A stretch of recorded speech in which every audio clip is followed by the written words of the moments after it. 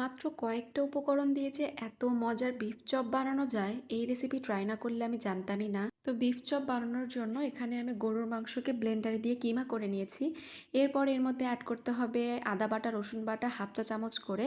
তারপরে দিতে হবে কিছু গরম মশলা, ধনিয়ার গুঁড়া, জিরার গুঁড়া 1 চামচ, আর পরিমাণ মতো লবণ, কালো গোলমরিচের গুঁড়া আর রাঁধুনি গরম মশলার গুঁড়া। এগুলো দিয়ে এরপর এর মধ্যে দিতে হবে 1 টেবিল চামচ সয়া সস, দিতে হবে 1.5 টেবিল চামচ বেসন। এরপরে দিতে হবে স্বাদ মতো কাঁচামরিচ, পেঁয়াজ কুচি। এরপর এই সব উপকরণকে একসাথে খুব ভালোভাবে মেখে নিতে হবে। ভালোভাবে মাখানো হয়ে গেলে চপের শেপ দিয়ে দেখবেন, যদি সুন্দরভাবে শেপ দেওয়া যায় তাহলে আর বেসন দরকার নেই।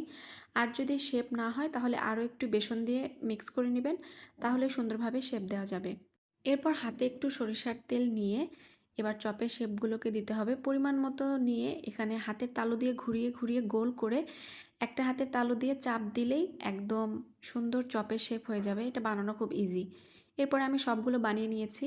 এবার এই চপগুলোকে আমি ডিপ ফ্রিজে কিছুক্ষণ রেখে দেবো, তাহলে ভাজার সময় খুলে যাবে না, সাথে এই ম্যারিনেশনটাও খুব ভালোভাবে হবে। এবার এই চপগুলোকে গরম তেলে মিডিয়াম টু লো হিটে সময় নিয়ে ভেজে নিতে হবে, না হলে কিন্তু গরুর মাংসগুলো কাঁচা থেকে যাবে। তো আস্তে আস্তে সময় নিয়ে লো হিটে ভাজলেই আমাদের মজাদার বিফ চপ রেডি।